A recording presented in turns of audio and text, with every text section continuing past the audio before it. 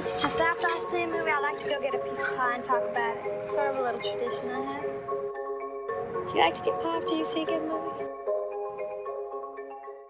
Hey everybody, welcome back to the Queer Film Podcast. I'm your host, Brian Rowe, and I'm here once again with Max and Matthew. Hey boys. Hello. Hi, Brian. This week we are continuing our ongoing series where we're pairing up the films of Paul Thomas Anderson and Quentin Tarantino. This time we are on Magnolia and Kill Bill. We're doing Kill Bill as one movie, basically because I guess Tarantino sort of counts it as one movie, and it is all one big story. It was shot and intended that way, so that's what we're doing. And I think Max, I was telling Matthew this actually, I feel like Magnolia is a movie that you and I... It brought us together, Brian. Yeah, like we bonded over it because we both had this like sort of love for it. So I know like what I think about the movie, and obviously you're a fan. But Matthew, I wanted to start with you. Well, should we do a sort of an attempt at a plot synopsis with this one, or? It's best that I don't do it because, and I wish you hadn't given me the warm, fuzzy backstory on it, because now I'm going to feel kind of bad for being a little cynical about it. But yeah, I mean, it's just sort of like this general interwoven fabric of 10 separate stories that they introduce sort of in a very whirlwind manner at the beginning, connecting them sort of with the thread of fate and chance. Do we want to introduce each one of these stories? It's kind of just a broad epic about humanism and the unlikely connections that we have with our fellow man, you know, all of these disparate threads. Both of you love the movie. Could you give sort of a little bit of a context to each of the characters? Because there's a lot. I think this is one that we're going to have to rely on using a lot of the actors' names rather than the characters' names when we default to it. Although I'd be remiss to say, as a plot description, I always think of the Paul F. Tompkins has got a fun bit about this because he is a part of this movie. Even if he's just on the phone, he's a part of other Paul Thomas Anderson movies. But he's got a joke about going to the reading and being handed a script the size of the phone book. And when he asked the audience, have you seen Magnolia? Oh, well, it's about all the people in the phone book start talking to each other. That's the plot. And that's basically actually how a lot of this works. And, you know, Magnolia comes from a long line of, you know, these large cast tapestry movies. At the time it came out, it was very much referencing Altman films, specifically Shortcuts that came out in 1990, also with Julianne Moore, and does deal with a lot of fathers and sons and wrecked children and fraught relationships between a lot of our actors. And you really can't beat this cast when you get down to it, from Melinda Dillon to Tom Cruise, Philip Baker Hall, Philip Seymour Hoffman, William H. Macy, Alfred Molina, Julianne Moore, John C. Reilly, Jason Robards, Melora Walters. It really, really keeps going on. And we'll bring them up in scenes as we're talking about them, which probably makes more sense of a plot than trying to tie a lot of the individual characters' motivations and what they want together, other than the movie does open with 3 different stories of really ironic coincidence that sets the tone for the rest of this movie, which is this very blackly comic, dramedy, almost opera, soap opera that takes place in LA over the course of approximately 36 hours. Yeah, I would say structure-wise, it really reminded me of Love Actually. If you were to replace kind of Mariah Carey with Amy Mann, that's sort of what you get with this movie. Wow. I hadn't heard that before, but I kind of like that, even though I don't like Love Actually. Yeah, it's just this, I think one of the reasons that I responded to it, like you said, it's this like tapestry of stories, of these 10 stories of these different characters, but it's told from, you know, the perspective of like, what was he, 24, 25 when he wrote this? Just fresh out of college, his last movie got nominated for an Oscar. He's on top of the world. He feels like he can do anything he fucking wants to, and this is what he does. It's a very very personal movie, yeah. And like we talked about with Hard Eight and Reservoir Dogs, as in Hard Eight, there's those daddy issues that they keep coming back to, and we'll get into that with Kill Bill eventually. But it's just this big, sprawling, messy movie, and it's very ambitious. And when I saw this in the theater when I was 19. It came out in 1999, and I just was immediately obsessed with it. I thought the soundtrack, like, it was everything a 19-year-old was feeling in 1999. I'm with Brian on this. I saw this in a theater. It was my freshman year of high school, 14. I brought my friend and my dad, and it hit me square in the middle of the forehead that I did not know that movies could be made like this. And it really started a lifelong love affair that I still, go and make a podcast with my friends and talk about to this day. I trace a lot of those roots back to Magnolia.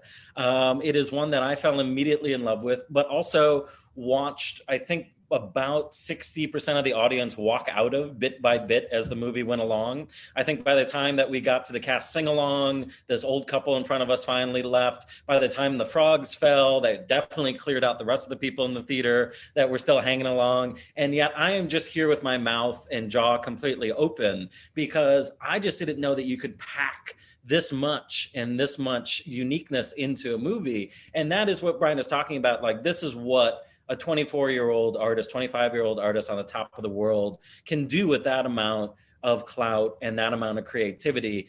And it's a lot. It's too much. It is really an artist and an auteur trying to put in everything they feel about the world at that time, every point of view, stuffing it into every character's mouth, thinking that they really know how the world works and they need to say it before they lose this spark of creativity as much as they can. It is a film that really could not be made again. And it's one that I still think just stands out on its own, even though that it takes on a lot of similarity of other, it's often compared, unfortunately, to Crash, a bunch of other, all of us are connected type of stories. But I always felt like this one takes it a lot more seriously than those films do. They really, say, well, we're all connected based off of humanism, or we're all basically, the same on the inside. This movie doesn't believe that. This movie collects a lot of different broken people together, but that's where that opera and that operatic kind of comes in, is ultimately like, this is a biblical movie without the Bible. This is a religious movie without the religion. And I know this sounds like overpraising it or taking us down, a completely different path, but that's the way that I responded to it. I was quite ecstatic when I was 14 years old, and it's a love that continues to this day, which is going to temper a lot of this conversation, Matthew. But it's ultimately a weird movie to have as a desert island movie, but it's one of mine. Yeah, hearing both of you guys talk about this movie with such passion, I mean, I really wish I could have been on the ground floor for that. And that was largely, I think, my reaction to seeing this movie. This was my first time seeing the movie. For context, I'm 24. I was born in 97.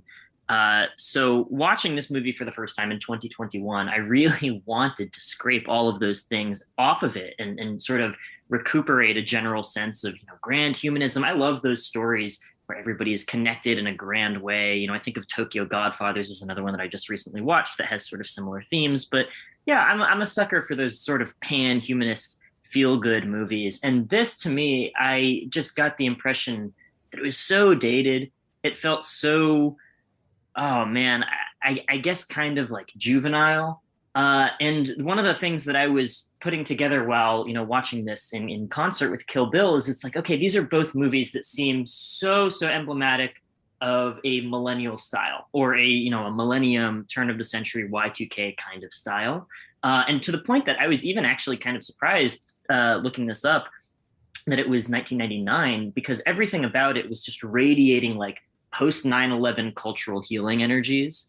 Like, it was just so saccharine in my mind. And that was something that I was really shocked to see wasn't sort of, I guess it was sort of in the general feel-good optimism of the 90s, but it really, I swear it was one of those movie experiences where I feel like I was gaslit by the culture, where, you go on Letterboxd and there's all these 5-star reviews and it's like, what the fuck? And I hate to, further the comparison, but yeah, I was watching it and I was like, this is Crash. This is Love Actually. Oh, no. I love Love Actually. Like I said, I'm typically a sucker for these kinds of stories, but I think where the biggest disconnect was for me, and where I really love, the context that you guys are supplying, Max and Brian, about how this is sort of an auteurist personal statement, that was one of the hardest things about this movie to sink my teeth into, is that it never really felt like a direct auteur's vision. And I think that's because it shares a trait with another PTA movie that I'm not really a big fan of, Inherent Vice, where the movie just sort of feels like a composite quilt of actors doing performances, right? You have all of these big name actors who kind of just exist to deliver these really overwrought sort of Lifetime original monologues for the entire movie. And every scene is a confession. You have William H. Macy doing a confession in the bar. You have Julianne Moore doing the funniest confession at her like will executor's office. I think Brian, I sent you the video of me watching it, because she's, and I love Julianne Moore. I love William H. Macy, but I thought their performances in this were bad. Like, Julianne Moore is confessing about how she was unfaithful to the husband that she married at first just for his money, and she's like, I sucked other men's cocks. And I was watching this and really wanting to, like, I got the sense it's like, oh, I really should be pulling something out of this, but there was just a disconnect for me. So I like it a lot in concept, but watching it, I just got the sense that I was like, oh, I was a couple decades too late to this one. Well, first of all, you said it wrong. She says, I sucked other men's cocks. She like draws them both out. You're right. She kind of goes hoarse there a little. I sucked other men. But I have to say that I agree with you that it is juvenile and saccharine. And I think that's part of its appeal for me, is that it's this 24-year-old kid who's putting everything he feels into the world. And I was 19, I was in college and like just dating for the first time and like just going through my own life. But like, and that was the other thing is like, so like everybody in the movie was damaged and sad. And at 19, when it's very easy to feel like, you and all of your friends are like damaged. Like we all went to art school, we didn't have like, we weren't in like frat parties and shit. Like we listened to 9 Inch Nails and watched Magnolia. Like that was, so for us, it was like, you could sort of see yourself in these people in this weird way. Not in every single one of them, obviously, but like John C. Reilly, like so wants to like fall in love. And it's just like so sweet. And he just is so earnest about it that at 19, you're like, I don't know. It worked for me. And it's very much of its time, but also again, like I said, I think that's what is part of its appeal.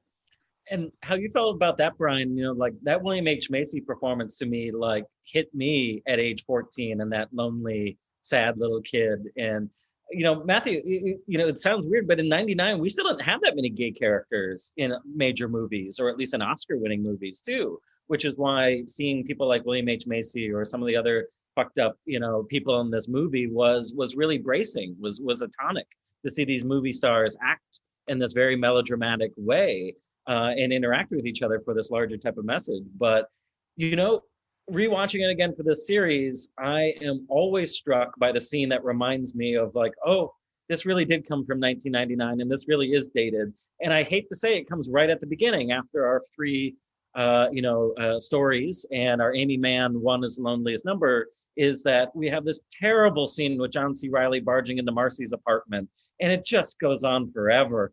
And it's just, that's unfortunately for one of my favorite movies, I immediately have to skip one of the first scenes because I think that it's aged so poorly. And then I can settle into the rest of the movie, of course. And I know that we'll go back and talk to that one.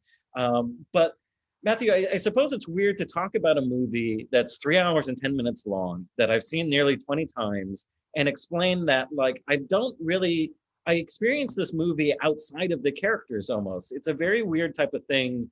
I go to this movie when I need catharsis, when I'm feeling stressed out or feeling grief or cynicism or hopelessness.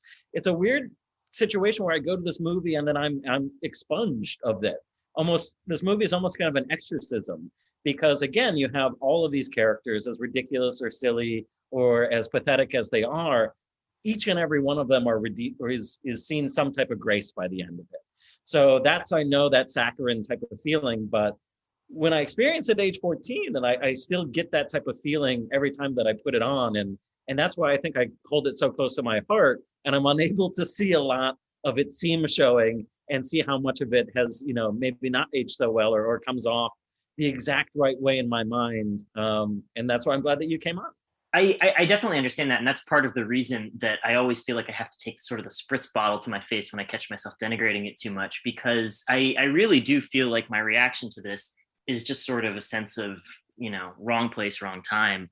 I love schmaltz, I love saccharin, and I could see the conditions in which this would have been, I think, maybe an equally important movie to me growing up. I think of maybe like what the analogs for that would be for movies that I feel like I can no longer provide an impartial sort of view of what somebody would see approaching it today. I think the first one that comes to mind is The Birdcage, right? That was the big sort of gay representation for me when I was growing up. I would maintain that it's still actually, it hasn't aged poorly, but then again, it was important to me. So I don't know, if that's convincing to a third party, somebody who is my age or younger who would be seeing it for the first time in 2021. I think I really like your point about the sense of the movie being disembodied from the characters, or being, sort of existing outside of the characters. There's this consistent sense of like hand of God narration, hand of God, even camera work. The camera is so sweeping. You have all of these tracking shots introducing the characters. I will say the Amy Mann "One Is the Loneliest Number" intro, I thought that was brilliant. I thought it opened in a really fantastic way. And that's another thing that I'll give the movie that I was super impressed by. For a 3+ hour movie, it does not really linger. It goes by really fast. And there was never really a point in the movie where I felt like it had a lull, or it was even, I was giving myself like this experiment watching the movie. I was like, what are the acts? When have we entered act 2? When have we entered act 3? And that might sound like a veiled criticism, but to me it's not. I was watching this movie and it really did just feel so fluid and really well stitched together. And I think part of what it owes that to is, this structure that you're not following any one particular person's story, but you are following one point of view, and that point of view is this kind of detached, ethereal, eye of God kind of thing. I liked that. I liked that there sort of seemed to be a coherent sense of narrative flow that didn't really belong to any of the characters. I thought that was really, really nice. I think that's what makes it so easy to revisit despite its runtime, is that it doesn't feel to 3 hours at all. All I was going to say is that I think this is a movie that I really enjoy a lot on paper. And I think so much of what doesn't connect with me is just sort of the nitty gritty of the sentimentalism. Sentimentalism in general is something that I'm very in favor of, but something about the performances, something about the uniqueness of the time period, little things like, Max, as you alluded to, that opening scene with John C. Reilly barging into the black woman's house as a police officer and sort of doing this like routine with her where she's chained to the chair, and it's supposed to be this, or to the couch, and it's supposed to be this weird kind of comedic moment that she's like, clearly hiding something, and that he is on the right side of the law and he's going to find it out. Like, just sort of little things like that. That didn't kill the movie for me, but it just sort of made it weird for me to try to invest emotional energy in it. And I was really enjoying it for the first, I'd probably say the first hour or so. And I don't know when I started falling off. I think it might have been Julianne Moore at her, giving her kind of hoarse voice thing, where I took a video of myself watching it and sent it to a couple of friends. And after I hit send, I had sort of this reckoning where I was like, is this movie bad? I don't think so, but am I liking this movie for the reasons that I'm supposed to? And I get that it was, it's a dramedy, right? It's not going for straight up, intense feelings kind of thing. But when the William H. Macy confession scene comes, where he is, this disgruntled former quiz kid who's drinking his sorrows at the bar, and he has a crush on the bartender who is, being monopolized by this dismissive older guy. And he has this big heartfelt confession scene about, I know what love is. I deserve love. You could probably give me a better summary of what the monologue is. But then, the piano descends on the backing track, and I'm like, oh no, oh God, it didn't connect with me. And, perhaps it is just a product of its time, and I missed out on that sort of cultural resonance. But yeah, there was just something alchemically that didn't, sit with me on this movie. I think it's okay, Matthew. I think sometimes it's a matter of taste, though, too. And I think that's part of this series is that like these directors are very popular and obviously have their cults, but they're not everybody's taste. And part of that, within a lot of their early films, though, too, still come with a lot of this juvenilism, and still comes with like how many swear words he can pack into this, how many like racist incidents he can pack into this, and what he wants to say about LA and America and everything else too. But I also, why Paul Thomas Anderson is my favorite filmmaker is that he, with this movie, in my opinion, even more than he did over Boogie Nights, was able to start to finally get his own voice. This one is definitely like an Altman and a Scorsese movie mashed up together. He is still wearing his influences a little bit too much on his sleeve, like he did with his first two films. He would soon correct that with Punch Drunk Love and There'll Be Blood when he's fully himself. But in this one, he's still finding his way. And that's where this messiness of this screenplay really still shines to me, because it's such a tightrope. And it's something that's so specifically my taste, is that I love a piece of art that can make me laugh, cry, and cringe almost all at the same time. Like, there's only a handful of artists that can do that. Tarantino can do that sometimes. Mike White is a good example too. What he's doing on Enlightened and White Lotus. Oh, I love White Lotus. Is doing a great job. And I feel that way about Magnolia, and like that can be a taste thing, because Julianne Moore's scenes are some of my favorite and most quotable, like in this movie, just because like it's riding the edge of camp. But like she is still completely like, you feel for her, you're empathetic. William H. Macy's character, Quiz Kid Donnie Smith, is somebody who just makes stupid decision over and over again. He's just kind of like this pathetic empathy machine. But like that's like what we were saying about this movie, is that like I'm able to kind of take that God's eye approach and looking at it as a movie more than I am looking at it as a story, because it just crams so much in there. You mentioned earlier sort of the Amy Mann sing-along scene, and now mentioning camp, all I could think of with that scene was the moment in Southland Tales where they have Justin Timberlake singing I Got Soul But I'm Not a Soldier, and they just interrupt the movie like halfway through to give you that weird little musical interlude. And with Richard Kelly, I think I come down pretty firm in my understanding of his intentions vis-a-vis the campiness of this comedy. Mm-hmm. This one, I wasn't so sure. And I think that's part of the curiosity for me, is it's like, how much of this movie is supposed to be, making fun of its own schmaltz, right? There is unintentional comedy in this movie, Matthew. There is plenty of it. And I can remember that of seeing it in the theater when I was 14. Of as much as like I'm entranced and transported by this movie, by the time Jason Robards is singing next to Philip Seymour Hoffman, the rest of the audience laugh. You can't help but it. And it's meant to be seriously, but this dying character suddenly croaking out Amy Mann is just inherently funny.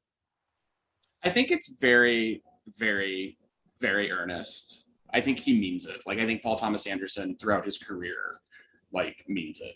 Not to say he doesn't have a sense of humor, because he definitely does, and there are definitely funny moments. But what I'm saying, especially with this movie, I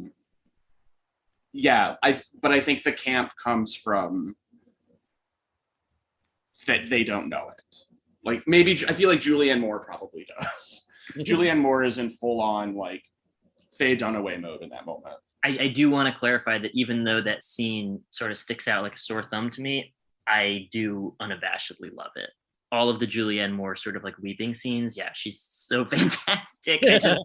As sort of like a component piece in this puzzle. I was like, nobody can quite cry like Julianne Moore. No, the pharmacy scene. I feel like most homosexuals Brian and I age still know that by heart.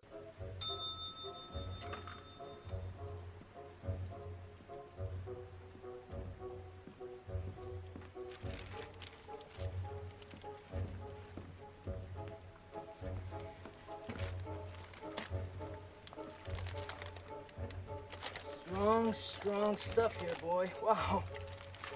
What exactly you have wrong? You need all this stuff. Motherfucker. What? Motherfucker.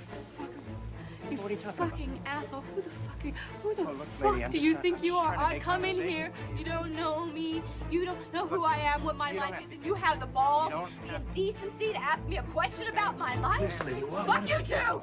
Don't you call me lady! I come in here, I give these things to you, you check, you make your phone calls, look suspicious, ask questions. I'm sick! I have sickness all around me, and you fucking ask me my life?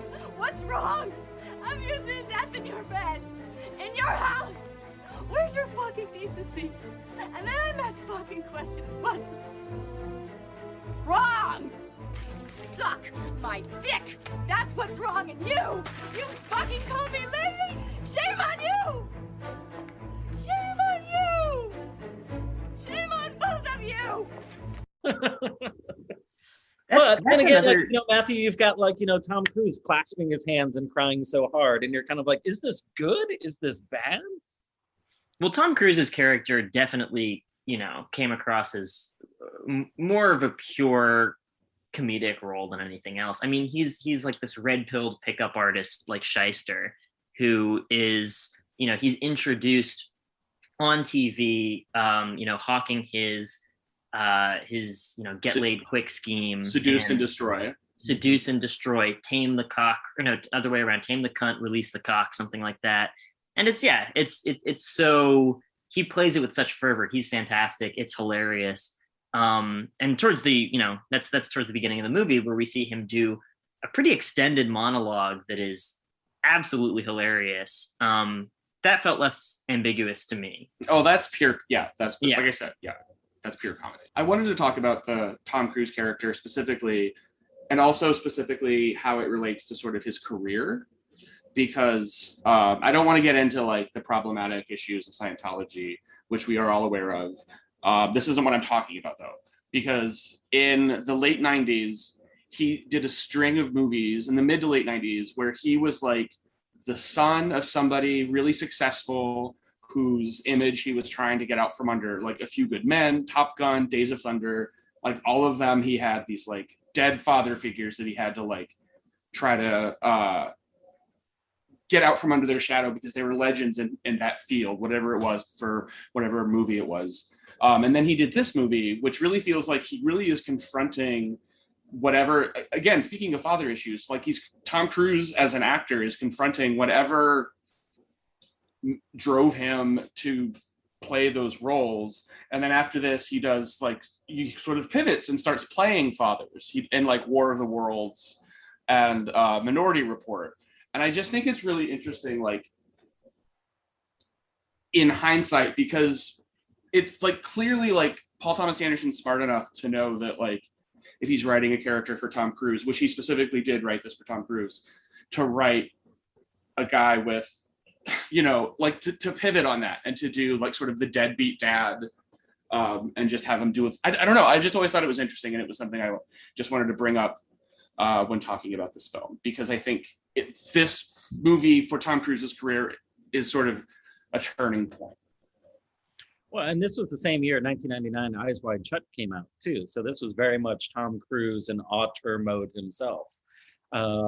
Taking his career back from those blockbuster movies, Brian, as you say, and also still him hungry for an Oscar. It's funny, for a movie that I think contains so many great performances, he was the only Oscar-nominated performance out of this movie. Whereas, like, I would count on one hand even more, like Jason Robards, Philip Seymour Hoffman. I think that, that actually might be one of my favorite performances of his. He's just so angelic and perfect and sweet, but also unique and weird. And 99 was a great year for him, too, because he also had Flawless and Talented Mr. Ripley. So it was definitely a peak Philip Seymour Hoffman year.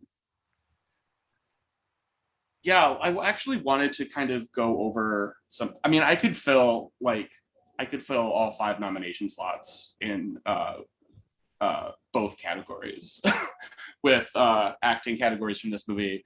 And I kind of wanted to this is a 3-hour movie, and we also have 2 more movies to talk about. But I don't want to belabor any points. But at the same time, there's so many great performances. I mean, when you talk about this movie, Brian, you got to talk about Melora Walters too. We start and we end with her. Melinda Dillon too as her mother. Just every performance of this, I think, could win an award. Which is why, like, Matthew, you obviously looked at this and were just kind of like, are they performing in the same movie together? Is this actually good? I mean, how this was definitely a big contender for awards back in 99. How do you feel about it now? I guess that's the thing is I can't really come down firmly on whether I believe that the performances in those cases are bad or if they're just working with a really weird script. And I mean, it's always sort of my personal bugbear when you have a big emotional moment that seems like it's doing like Oscars drag. You know, they've got like the sentimental piano or the maudlin violins on the backing track, and you're like, I get it. This is touching, you know? I feel like a movie like this really just stacks them back to back to back to back. So you have all of these confession scenes that's like, ladies and gentlemen, for your Oscars consideration, ladies and gentlemen, for your Oscars consideration. And it just gets like, it takes me out of it to the point where I don't see characters and I don't see performance, or rather I do see performances. I don't see characters and I don't see moments. I see performances. And I have really no objective way of qualifying them and of saying these are good performances or bad performances. I just see Julianne Moore fucking going for it. I see William H. Macy going for it. I see Tom Cruise going for it. And I think, part of it is also just with having all of these really recognizable faces, there is an element where it's harder to sink into them as characters. And especially with a movie like this that is really banking off of the pedigree of all of its actors, it's like American Hustle to me, right? It's like an ensemble cast where you're never fully going to disappear into your characters. You're like, oh, it's John C. Reilly. I love him. Oh, it's Tom Cruise. I love him. And that sort of combined with just the absolute melodrama of the movie never really allowed me to step into the monologues as having some kind of import.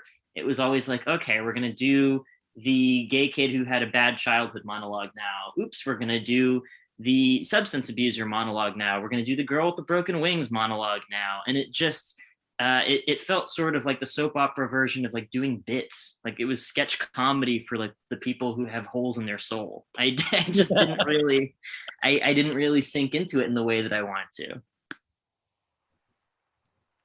to. One of the other things that bears mentioning with the movie, we briefly talked about Amy Mann and this Sing Along, but famously, I remember reading about this when it was new, when it came out. He started with the Melora Walters character and gave her a line from an Amy Mann song and basically wrote the movie around that character. And the line was like, now that I've met you, would you object to never seeing each other again? Definitely. Exactly. But I think that's really interesting.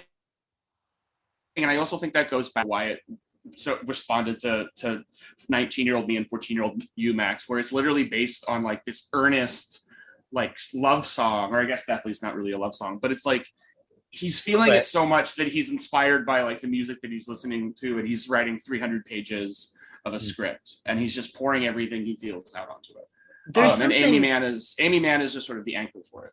I totally get that. And there's something, and that's all the more reason that I feel like I just was sort of out of the loop on this one, because I look at a filmmaker like Miranda July, and I think she does a lot of the same things where she rides the line between sort of like melodrama cringe and just like sincere, earnest beauty so well. And I love her for that. I mean, Me, You, and Everyone We Know, The Future, these are movies that a lot of people respond to in kind of like, oh my God, this is so embarrassing kind of ways. And it's like, yeah, it is kind of embarrassing, but pure sentiment is embarrassing. And I love it for that. And I can see sort of, not even traces, I can see that, writ large in this movie. For just sort of, I guess, a generational reason. It didn't click with me. But I guess that is one thing that I really did appreciate. And one thing that I was thinking about in concert with Kill Bill again is, this is of an era sort of before the Whedonisms of the MCU and before every, big blockbuster movie had to be very self-conscious of how cool it was coming off. All of the lines in this movie are so unconcerned with the metacognition of how clever they're being. They just are. They say stuff that is earnest, off the cuff, kind of pretentious at times, but it's the same thing with Kill Bill too. You have all of these unabashed cultural references in Kill Bill, all of these lines that are like way too clever by half.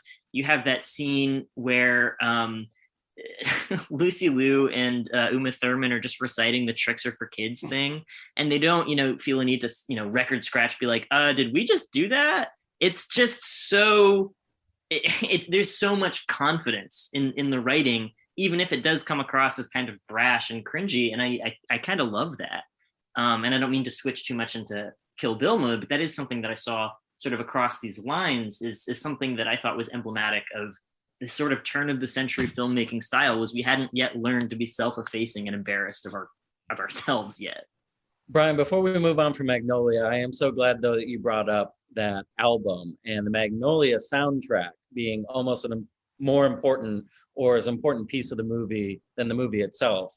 And Matthew, I suppose that's the biggest part you must have missed out on though too, because when this came out in 1999, and a lot of us discovered Amy Mann for the first time, or specifically the music of this movie and in the soundtrack, it was like a little mini atom bomb for the sad boy community. And I know that I fell deeply in love, that I got this album, I listened to it over and over and over again.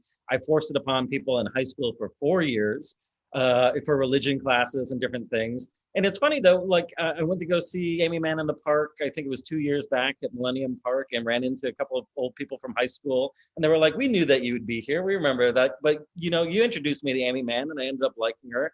And ultimately, I feel like she is as much of Magnolia as Paul Thomas Anderson is. And he's the first one to acknowledge it too.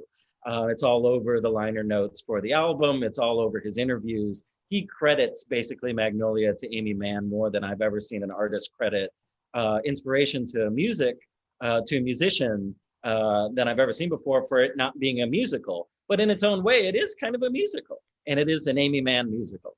One of the other things that I remember him talking about when the movie was new was that he sort of, and to go back to what you were talking about, Matthew, was how there's not really any act breaks or anything like that, or any tradition in a traditional sense.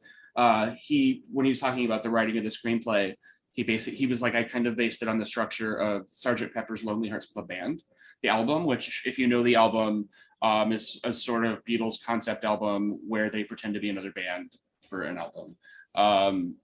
And it has like A Day in the Life, which is the last track, famously has like rising crescendo and a big crash and some silence and then a bunch of noise. And so you can see that kind of structure that's just where it just kind of just keeps going. And the other thing that I wanted to mention was that I love the fact that we've talked about, Paul Thomas Anderson is one of Max's favorite filmmakers, and Tarantino is one of mine. But I do love, and I don't think we could be doing this with other filmmakers, because part of what makes them so great is they write their own stuff, and they have their own unique touch. And like you were talking about the writing, and I think that comes through for sure. It's a very he was 24 and like he had just been nominated for an Oscar. He felt like he could do anything, and this is what he did. Oh, Brian, you know that you and I could talk about Magnolia for at least 3 more hours, but it's just one of those things that if it works for you, you're already part of a community that's already can't stop yammering about it to your friends. Yeah. Exactly. Well, that's the interesting thing. I mean, I've really enjoyed hearing you guys talk about what did resonate for you, because I don't think it's all that far from my experience with the film. It just sort of, something got lost in translation. And again, I think it's a film that I can really understand why it resonates. As always, it's just really, it's really nice hearing people communicate their passion for a movie, especially if I didn't quite get it.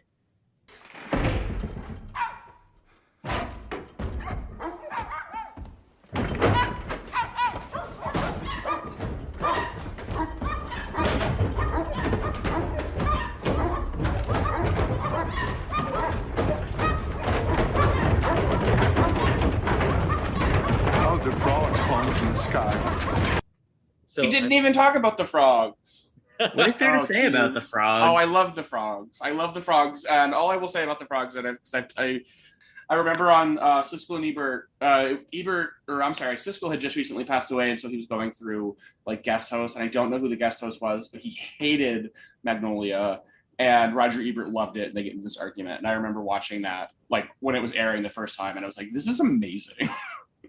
The Ebert review is my favorite, Brian. I did have to write down one of the quotes, and it says, "This is the kind of film I instinctively respond to. Leave logic at the door. Do not expect subdued taste and restraint, but instead a kind of operatic ecstasy." And again, I think that gets to the core of like, it's kind of how you end up feeling about this movie. You latch onto it. You look over all of its flaws and paper over all of its flaws, and you kind of weirdly hold on to it like a religious icon of sorts. I hate, I think it's I think it's a religious movie for atheists. And that's one of the reasons I think that it's stuck so long with me too, is that it's a movie that gives you biblical acts, it gives you miracles, it gives you these strange things happen all of the time, but it doesn't ask you to actually believe in a God. And most of the things in the movie proves that there really isn't. But yet, you know, these things do happen, and that everyone does deserve empathy and grace and forgiveness. And there's something that, you know, for all of its myriad exhaustiveness, that is still the reason why I keep going back to it, is that it's an experience for me to weirdly feel like I can expunge myself, and that I go through this experience with all of these characters, and that I can get drunk on all of this movie making, based off of a young artist that, you know, can't do this again. And that's actually a perfect place to pivot over to Kill Bill. I'm going to end with the beginning of Magnolia, that opening narration, or at least part of it, not the whole thing. And we'll see you on the other side to talk about Kill Bill, volumes 1 and 2. And it is in the humble opinion of this narrator that this is not just something that happened. This cannot be one of those things. This, please, cannot be that. And for what I would like to say, I can't. This was not just a matter of chance. These strange things happen all the time. Well, I hope you enjoyed that. I haven't edited it yet, so I don't know what it's going to sound like, but I know it's from Magnolia, so it'll be great. And now we're on to Kill Bill volumes 1 and 2. And I wanted to point out, I know our first 2 episodes of this series, we did their first movies and their second movies, and now we're doing Paul Thomas Anderson's third and Tarantino's fourth. We're no longer basically taking that linear timeline. We're moving things around now, just to get that on the record, so we know. But yeah, Kill Bill Volume 1 and 2. Like I said, it's Tarantino's fourth film. It follows the bride who was off to get revenge to the man who tried to kill her, and it took 2 whole movies, but she finally does it. These are in my top. This is top tier Tarantino to my mind. Specifically Volume 2. I love Volume 2. I think Volume 2 is in every way the superior film. But let's start with Volume 1, which features Lucy Liu, Vivica Fox, Michael Madsen, and of course Uma Thurman. Yeah, this to me was sort of my version of Magnolia. Or, you know, I feel like this is sort of evergreen to everybody who is or was at some point a teen boy. I probably saw it in like 2010 or something. So, you know, not at all when it was explicitly contemporary, but there's something, you know, very nostalgic and inherently iconic about this movie for me. And revisiting it, I did kind of have the same kind of, like sort of cringe reaction that I had with Magnolia, but in a far more protective way.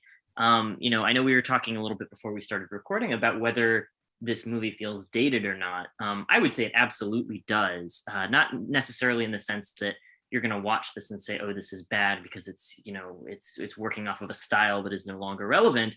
I just think it's entirely emblematic of a very specific point in cinematic style, you know, where you're using all of this, you know, these gaudy color filters, this converted slow-mo that kind of chugs along because it's not, you know, using a higher frame rate. It's very, I think, in just the camp of The Matrix. It's got a unique, specific turn of the century, you know, millennial style, and it absolutely looks and feels dated. Max, I think you alluded earlier to, you know, this sort of style of writing and writing dialogue specifically, where it was all about how many curse words you can fit into a sentence, and just sort of some of the interactions that the bride has with some of the other assassins. You kind of just listen to it and you're like, yeah, okay, I get it. It's funny because they're swearing in inventive ways, which totally seems, you know, part and parcel of the comedic style of when this came out. But it is so ingrained in my heart and in my experience as, you know, like a 13-year-old at a sleepover with my guy friends. Like, this is a movie that, you know, definitely feels like it's of an era, but never quite feels like it, you know, belongs to that era entirely. You know, I think this movie is going to remain evergreen for the rest of its cultural memory. Well, you said iconic, Matthew, and I couldn't agree with you more. Like, Brian, we're still in heaven territory with Tarantino with me here, and like this is just filmmaking of the highest order. I think that he's made one better film. If Inglourious Bastards didn't exist, I would hold Kill Bill up as the highest, but it is his most iconic, I think, shot for shot. And for millennials of a certain age, it's probably the first image in your head when you hear the word Tarantino is probably an image of Uma Thurman, either with her samurai sword, in that yellow jumpsuit, or black and white behind the wheel of a car. It is just that big and bold and confident. And Matthew, I mean, this is where I think it all gelled for him. Before, obviously, he'd made 3 very popular and critically acclaimed movies, but they still mostly existed in reality, even if they were heightened. This is just where he went for it. This is the grand epic. This is where he's just making his Japanese, and blaxploitation films that he saw in the grindhouses when he was a kid, just on a bigger budget.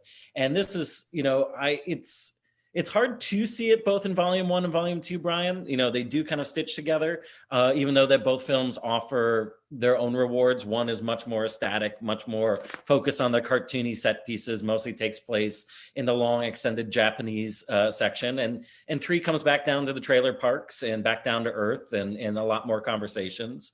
But with 1, I just think it's where he really broke through. Volume 1 and the amount of color, the amount of violence and crazy shit that he could get away with, it's gleeful to him on screen, and it really comes through, and I think will always come through because of just how much it loves itself, how much it loves cinema, how much it loves that type of junk.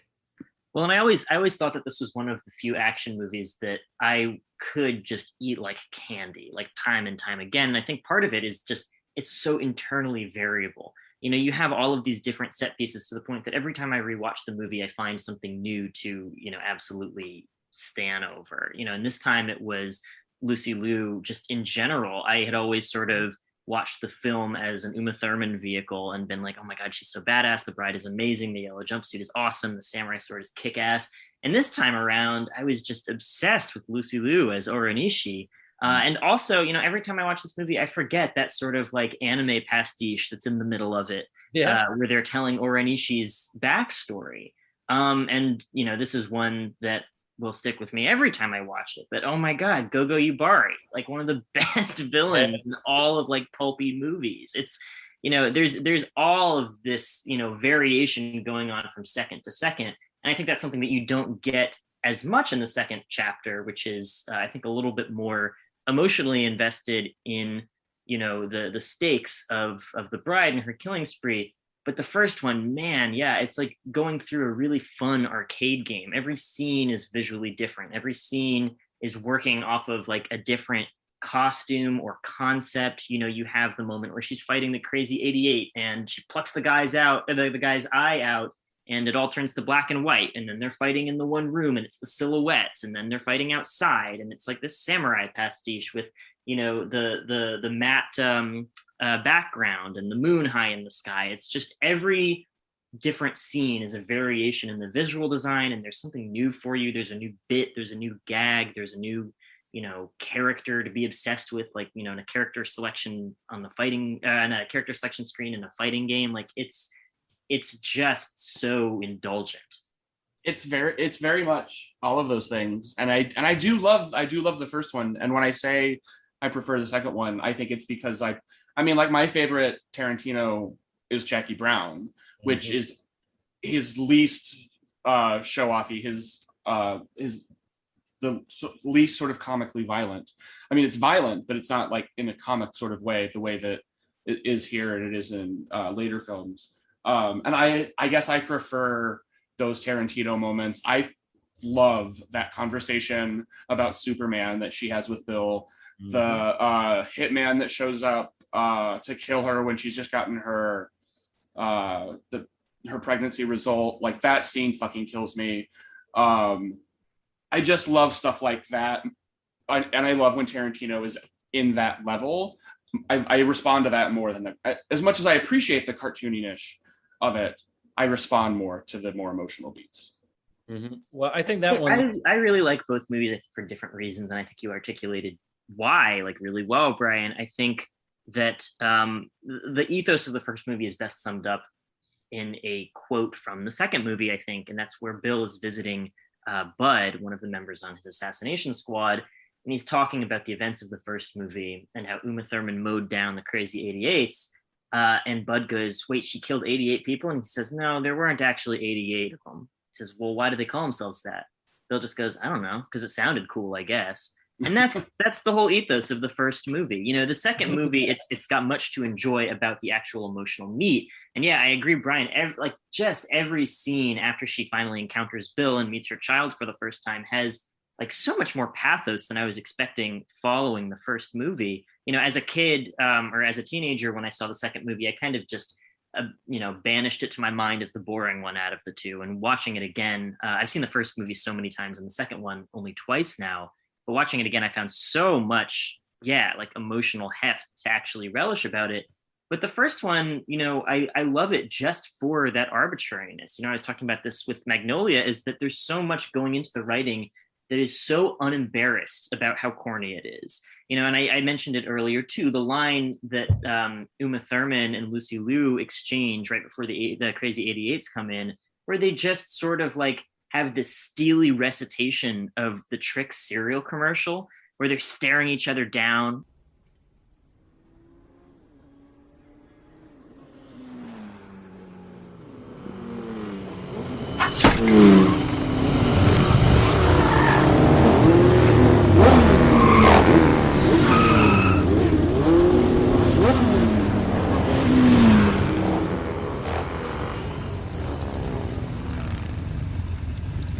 Is that what I think it is? You didn't think it was going to be that easy, did you? You know, for a second there? Yeah, I kind of did. Silly rabbit. Tricks are for kids.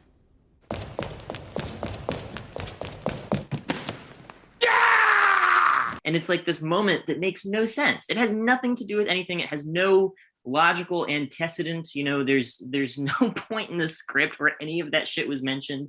It's not relevant at all to the scene. It's just like Quentin Tarantino hitting you with this ridiculous random one-liner that exists only to drop a piece of cultural reference.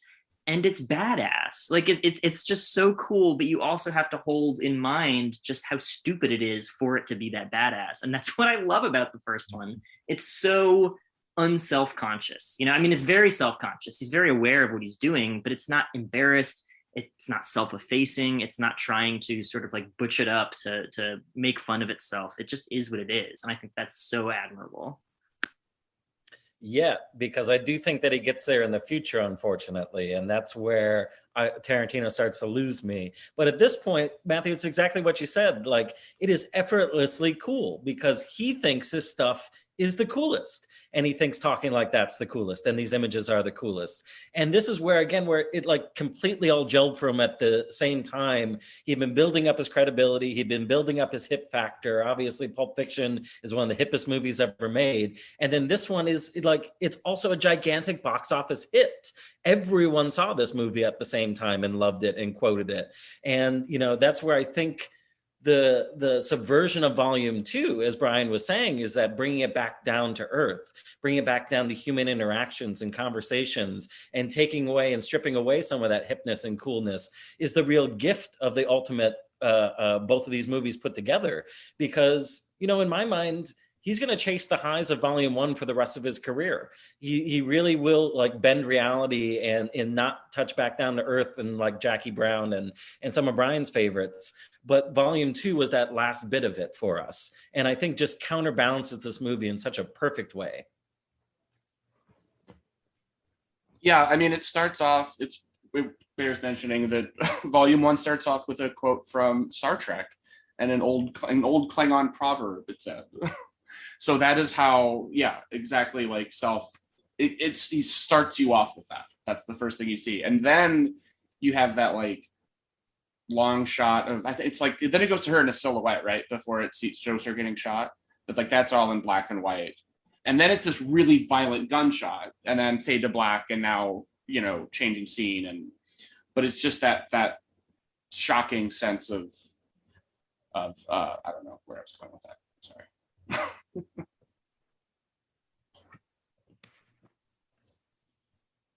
Well, and if the first one opens with the Klingon proverb, the second one opens with in even more shattering fourth wall break, where the bride talks directly to the camera, basically sums up the events of the first movie, and specifically says references the film's promotional material. Yeah, she says, "I went on with the movie advertisements described as a blood-soaked rage," or something like that. Yeah. So it's very self-referential.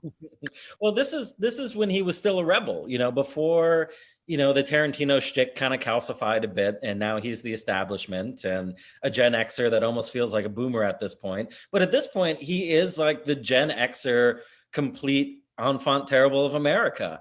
And, when I saw this in 2003, my freshman year in college, it certainly felt like that. It felt like, man, this guy's making a blockbuster out of like sticking a middle finger up, but also making the nerds cool, and this was before Marvel, made that into a cotton industry, before Disney Plus vacuumed up all the Star Wars properties. And now nerd is the most commodifiable resource on the planet. But in 2003, it wasn't. So here was a guy who's just like, I like samurai movies. I like blaxploitation movies. I like trash. I'm the one that's like telling you what you should rent in a video store because I work there. And then I'm going to be snotty. And it's just kind of like, that's the type of cool that he finally brought to the screen, and through sheer force of confidence and will was able to do so. And I really put a lot of that, obviously, as influential as Pulp Fiction is, on Kill Bill's shoulders. It really was that finely tuned. Everything was working for him at this point. And that's still so nice to revisit this movie and realize it still has all of that power. Well, and there's something I think so additionally cathartic about how juvenile it is, and how comfortable it is with being juvenile. I think every time, have you guys seen this? There's a fantastic interview with Tarantino talking to this woman on some primetime cable news show right around the time that the first Kill Bill released, I think.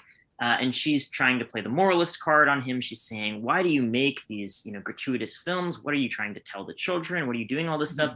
And he's supplying sort of these safe answers. He's saying, well, no, Uma Thurman's very empowered. She's a bride. She's looking for revenge, all this stuff.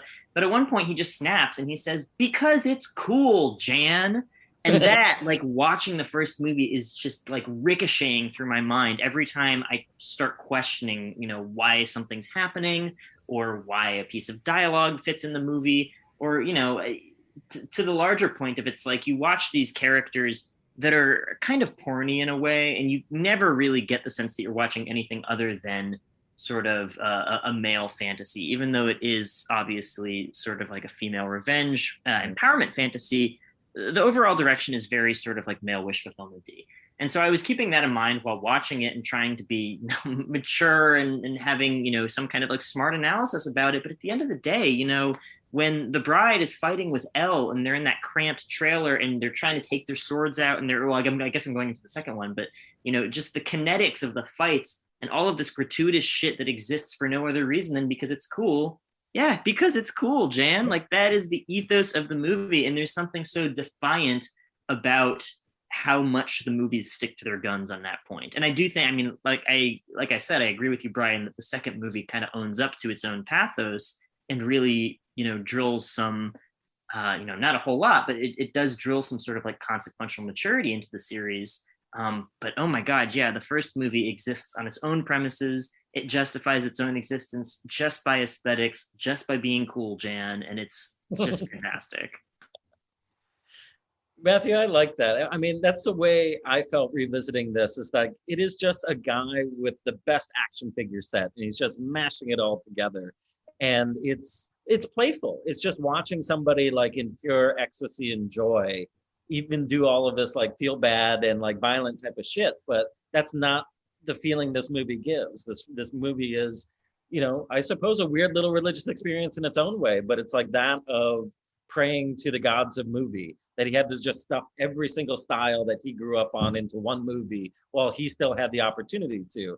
And that's why I think it kind of pairs nicely with Magnolia, Brian, is that they both had similar goals. They went about it different ways, and they obviously had at different times in their life. But this one felt like Tarantino feeling like, maybe I don't have that many movies in me. Maybe I just need to really cram as much as I possibly can into this one. And it turned into really his most enduring epic. I watched an interview with him where he was talking about the writing of this. And this is actually really interesting, especially given your point. But when he was writing it basically, he had been writing Inglourious Bastards for several years and ran into Uma Thurman, and they had concocted this sort of story on the set of Pulp Fiction about this bride out for revenge. And he just pulled out his notes and he was like, I'll take a look at this. And so he kind of took a break, and then he did Kill Bill, which ended up being like this epic 2-movie like endeavor. But it's the same. I do think it's the same thing where it's like he's pouring all of his heart and his soul into it, and all of his influences in the same way that Paul Thomas Anderson did in Magnolia. They go together well for that reason, because I do think they're both just sort of their filmmakers' sort of like ultimate statement of self, I guess. And it's fascinating that then he that was just while he was on a break. That was the movie that he did, and then he went off and did Inglourious Bastards, which we'll get to. But yeah, I think they call that the shower principle, Brian. That's just, sometimes your best ideas come to you when you're just taking a shower, when you're not thinking about the problem. But again, that's where I think, as Matthew mentioned, this is very much a male fantasy. It is still much a machismo type of fantasy. The women talk like men. That's why they're cool. Or able to slice through not 88 people because they're just a samurai themselves. I think, yeah, it's a lot of myriad influences, but I think most strongly and most hilariously this is the first, big box office influence of somebody who is just such an unabashed weeb. He is so into Japanese culture, into anime, into manga, into samurai stories. And his characters kind of come across that too. I mean, like in volume 2, there's a point where, they're just talking outside of the chapel in the flashback. It's Bill and the bride, and Bill is peppering his speech with all of these like random little like Japaneseisms where he goes aso, it's just, there's just all of this little random shit that if you were to screen it today, if you were to have a filmmaker do this today, it would be embarrassing, but it was trailblazing at the time. Even the stuff that is almost universally derided, like American guys who are really into Japanese culture these days, it felt trailblazing and insane and cool and unfettered in this movie. It created a lot of new people interested in film, really. Is that I by the time 2003 had rolled around and I'd seen it, my session had bloomed to seeing, 3 movies a week, as many as I could. And Kill Bill continued that trend. This is hitting a nice period of American filmmaking between these two directors that are just pushing what could be done even further and having it be, butts in the seats. Tarantino can still make $100 million movie, whatever his movie is going to be. And despite my problems with him later in life, I appreciate that there's still enough of an audience and enough of a cult base for people like Tarantino to continue that, because he's going to keep making original stories. Well, he's only doing one more, apparently. One thing I did want to mention that I thought was really interesting, because I'm someone who sees, I've been a fan, basically Pulp Fiction was my way in. I was 14 when Pulp Fiction came out. And I saw Jackie Brown in the theater, but I remember seeing Jackie Brown in the theater on a weekend night shortly after it came out, and it wasn't very busy. Granted, I was in a small town, but when I went to see Kill Bill, we had to get there early because it was selling out. And this was back in the days when you had to go to the movie theater to buy your ticket, and you didn't choose your seat, which is a thing they do in Chicago, which I guess probably not everywhere, which I love. Anyway, I remember having to get there early because it was so busy. Whereas with Jackie Brown, I got there like 5 minutes before the movie started, and I walked right in, and there's like 30 people in the whole thing. And so something happened in the intervening years, or there was a cult or something that developed around Pulp Fiction or Jackie Brown, but it seemed like a massive difference to me. it seemed the time that he was just primed to explode, that there had been enough buildup. He was his own PR agent in a lot of ways. So he talked up this movie to film critics, and to film festivals for years as he was working on it. So there was just this built-in crowd that was ready to see it and was hyped up. And when Volume 1 came out, as Matthew said, like, it had it all. But what strikes me of rewatching both these movies again is that it earns its action scenes because it's also a remarkably patient movie. It's two remarkably patient movies. It works, and the ultimate bloodbath of the samurai battle works because it takes so much more time to continue building its tension. And Tarantino had been working on this in his movies up until now, but now it was going to become like his big trademark. These long pauses in conversations, these very poisonous type of talks between people before a sudden burst of violence. That's something that you're going to see again and again, in Inglourious Bastards and in Django Unchained and a lot of his films from now. So he was really building up himself and his bag of tricks from the ground up that he would now be using again and again. Yeah, it feels very in its sort of purest form. I think one of you said that earlier. I think it's him in his purest form, and he later does kind of. It can be a bit much, and it becomes a struggle for him to kind of land on one mode or another. But Brian, should we still say something gay about it? Yeah, definitely. I suppose there's some gay things about these movies. But there's literally a gay character in one of them. Yeah, it's true. Or two, actually. Two. I do love Henry Gibson. Yes. What does he say? It's dangerous to confuse children with angels. Mm-hmm. Yes. He has my favorite line readings of all of Magnolia, and that's probably my say something gay about it, is I want to speak up for Henry Gibson one more and some of his ones and the picky type of line. I also have to weirdly admit, as a child, I might have paused the Tom Cruise and Whitey Tighties scene, specifically when he does that somersault and then it bounces as he comes back up. And I really don't find him attractive, and I don't, like Tom Cruise, but, give me a good Whitey Tighties and him in his prime. That was a pausable scene.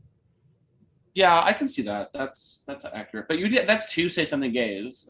I know. Both. I was going to give you a third one where Daryl Hannah's eye patch. Well, you took both of mine. Oh no! Is it a Midwestern thing to say whitey tighties instead of tighty whities? Probably. So. Yeah. But you mentioned the interview scene, and I wanted to give a shout out to the woman who plays his interviewer, April Grace. I think she's fantastic. It's a movie filled with great performances, so it's really hard to say it's my favorite performance, but I absolutely love her in this.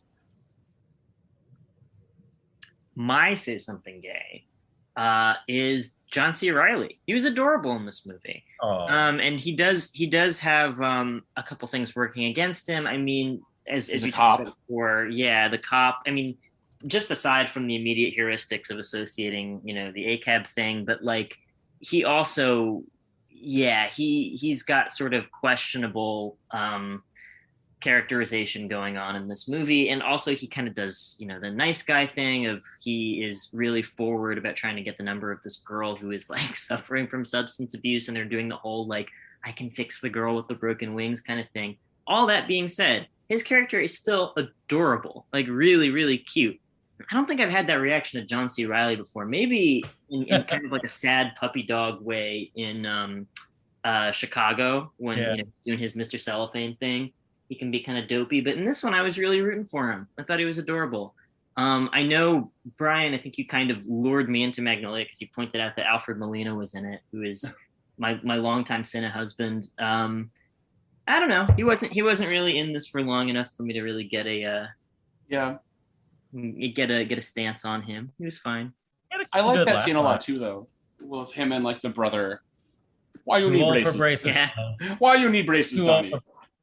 I don't know. Yeah, well, like I said, my say something gay was going to be Tom Cruise in his briefs, but since you took that one, that's fine.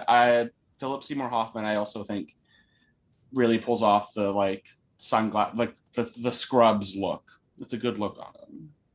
He's so cute. Thank you so much for coming on, you guys. Like we mentioned, Magnolia is the movie that Max and I sort of became friends over, like our shared love of it. So thank you, Matthew, for coming on and pissing all over us. No, thank you for looking at it with new eyes, Matthew. No, honestly, yes. It comes from a place of deep respect. Honestly, no, and that was what I wanted. I appreciate, especially for one that's so revered by the two of us, to have someone come in and see it with fresh eyes was very important. So thank you. Do you want to leave us with your social media? I am at Rat Jacko on Letterboxd and Twitter. And I'm at Max Weber on Instagram. Excellent. Thank you so much. You can find the podcast at Piece of Pie Pod on Instagram, Twitter, and YouTube. I am So Brian Rowe. That's Brian with an I, ROWE, on Instagram, Twitter, and Letterboxd. Thanks so much for listening. This was part 3 of our Tarantino Anderson pairings, and I'm excited to get into more. We'll have some more coming for you very soon. So be sure and subscribe so you don't miss that. And we'll see you next time. Thank you.